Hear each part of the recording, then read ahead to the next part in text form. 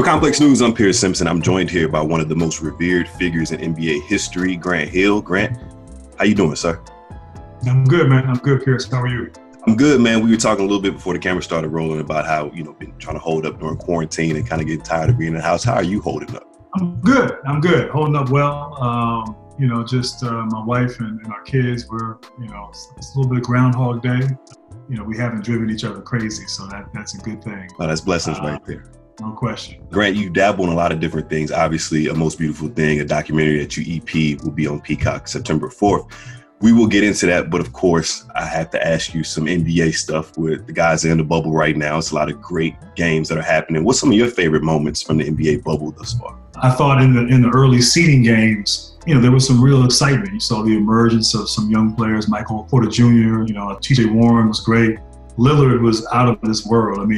There were some great narratives and storylines from the seeding games that went into the playoffs. And, I think in the midst of all this COVID that we're experiencing, I think it's been a welcome distraction to be able to watch these great athletes. And then also, I think the NBA and the players using the platform to continue to speak out on a lot of these social issues and racism in our country. And so I appreciate how the NBA has embraced it and, other sports leagues haven't. And so right. They've embraced it and understand the sensitivity of it, understand the power of our platform, and are trying to, do their part to be part of the solution. You hear a lot of guys talk about that sometimes it's tough to kind of stay focused when everything that's going on outside. We saw the situation that happened to Jacob Blake in Kenosha, Wisconsin. George Hill, the Milwaukee Bucks, said that, it's kind of tough to be in the bubble during this situation.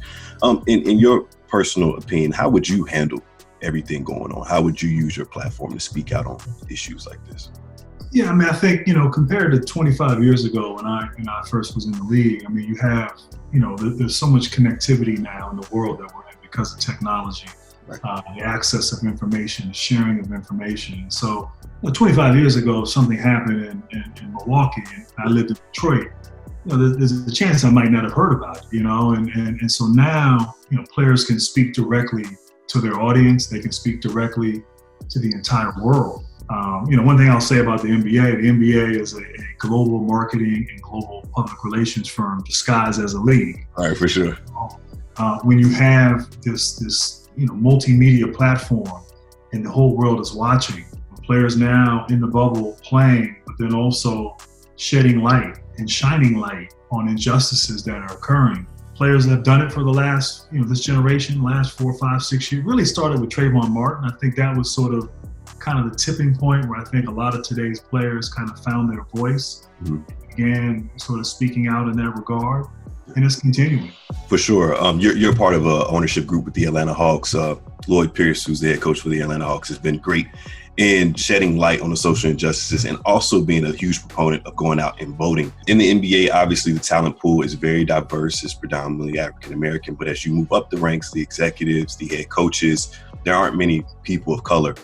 As a former player and somebody that's been around the league a long time, are those discussions that happen amongst players? And is that something that you hope to change going forward, being a person of color that's in a position of power now? Yeah, I think the league of all the professional sports leagues, I think the NBA is probably the most progressive that way. Now, there's still room for improvement. And I think not just with African Americans, I think with women. I'll say in Atlanta, one thing I'm proud of is that, as an organization, we feel it's important to reflect the market that we serve. Right. And we were the first team to have a chief diversity and inclusion officer, actually the first team in all of sports to have one. You look at our executive leadership team, and it's diverse. We have Black women, Black men at the table when our organization is making decisions that impact everyone. If there's anything that's been positive that's come out of this summer, is that I think people now are beginning to take a look and say, okay, what can we do to, and we're no longer in denial about, and everybody now is, not everybody, but I think people now are more inclined to have these uncomfortable conversations Have those difficult conversations. Yeah, Sure. but we just got to continue with that. We got to continue with that energy and make sure that we can, move the needle. I don't know if we're going to make wholesale changes and come to true equality, but we're going to get closer and closer to that goal, I think. For sure. I thought you hit the nail on the head right there with, having the difficult conversations that hopefully spur progress. Those are the things that we need. Grant, every now and then on Twitter, you'll see your name start to trend just randomly on the afternoon. And the part of me, I'm like, okay, did something happen to Grant Hill? What's going on? But it's usually a reflection of your career where your highlight tapes will start to resurface on Twitter and everybody's excited. So this is partially a two-part question. First up, mental health is a big thing in 2020. And I think a lot of players now, we have much more understanding for what they go through on a day-to-day basis. When you were going through the hardships with your injury and the ankle injury and not necessarily filling up your own personal expectations because you were dealing with injuries, how did you deal with the mental health aspect of that when at a time people weren't necessarily giving athletes the benefit of the doubt when it came to that? Look, when you come back from an injury, it's not the physical part that's the challenge. It's the mental and the emotional part of gaining that trust and learning how to insert yourself back and make sure that you stay healthy. I mean, I missed 4 years and I went through 5 surgeries and never really fully told that story of how it all, like what happened. And I think as an athlete, for me, I just suppressed it. I suppressed it because, as an athlete, you're conditioned like, hey, we're down 10 with 2 minutes left. We're going to find a way to win. Right. And you might be delusional. But you have to be delusional to overcome those odds. Sure. And so even in that moment, it's like, all right, what do I have to do? You keep looking forward. And for me, actually, the year I was inducted into the Hall of Fame and the lead up to that moment, that's when you start to look back and reflect. Right. And look back on your career. And that's when a lot of that stuff came out. Really? And just dealing with some of the things that you suppressed. And so now I'm older. I'm at the time I was 45, and as opposed to trying to deal with that in my early 30s. So was it like a feeling of regret that you had during that time, or more so like, man, just the journey in and of itself was just an experience? No, it was regret. It was bitterness. It was anger. Feeling like, the medical community let me down. And I mean, there's a lot of emotions that surfaced and that I never really dealt with in the moment. So I understand. I understand just whether it's injuries, whether it's childhood trauma, whether it's the pressure and the stress of being a professional athlete. Maybe you're the breadwinner in your family, and there's all types of stresses. And I think sometimes we look up and we idolize athletes and we think they're immune from that. And you see, a laundry list of athletes who've been very forthcoming about their challenges and their struggles. And so that's good, it's particularly in our community. I think it's one of those things that's taboo. And look, being Black is trauma.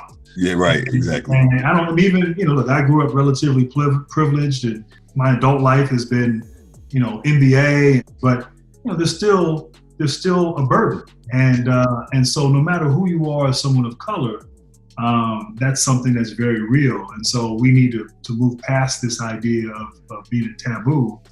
It's okay. It's okay to have issues that you're struggling with. Final question for you. How did you get involved with The Most Beautiful Thing? It highlights a rowing community in West Side of Chicago. I just think it was very interesting, especially to see Black men partake in a sport that you don't see a lot of African Americans in. So how did the process come about of you EPing this project? Yeah, long story short, Mary Mazzio, the filmmaker, she reached out to me 2.5, maybe 3 years ago, told me about this story. I had to almost ask her to repeat it because inner city, West Side Chicago, all Black rowing team. Like what I knew of rowing was Northeastern, white, elite, but how I also, as an athlete, understood the power of sport, whether it's rowing, baseball, basketball, whatever it is. If young men have a purpose and understanding the values that sport can teach you, and it's not about going and winning a rowing championship or, it's about that experience. And that experience 20 some odd years later is something that they hold on to dearly. The ancient Greeks, they would halt wars in the years of the Olympics. So that's what I think about. But they would stop the war to put on the Olympics. And so back then they understood that it inspires you. There's something about sports that speaks to all of us, that we connect with. One, from a spectator standpoint, but also experiencing it as a young person. And so anyway, I'm sorry, I don't know if I answered your question. No, you did. No, it's perfect. I know I said final question, but this is just a question for all the basketball purists out there, and I think it would be interesting to get it from your perspective. So I'll close it on this. Grant, what's personally your favorite highlight of your career? What's something that you think about often that you're like, damn, okay, I was really the truth? Oh, man. It's funny, man. Most of my good highlights happened, in the previous century, so it's hard. That first step was crazy. I will give you that. That first step was different. For me, I think it was first time playing against Jordan. I don't know if that highlight gets played a lot, but he, with my rookie year, he came back from baseball towards the end of the year, and I caught him slipping. I crossed him up, and I laid it on him, and it wasn't the most, I've had better ones in terms of dunks and things like that, but it was like, just for me as a rook going against Jordan, and kind of that one moment making him look silly. Right. That was probably one of the ones that sticks out. I love that. Did Jordan trash talk you after you did that? Nah, you know what? Jordan never trash talked me. Never. Like, Jordan was a fan of my dad and was always like, if anything, he used to ask about my dad. How's your pops doing? Really? I don't know, because he lost his, Yeah. I know the whole story there, but he never, he competed now. He went at you. Right. But he never said anything crazy to me. Oh man, that's cool. Yeah, anytime you can get the respect from Michael Jordan, that's really impressive. Grant, I really appreciate you taking the time talking to us here at Complex News. People can check out A Most Beautiful Thing on Peacock September 4th. Grant, continue to stay safe. Blessings to you and your family, and I appreciate you. No, thank you, Pierce. I appreciate you as well. Yeah, man.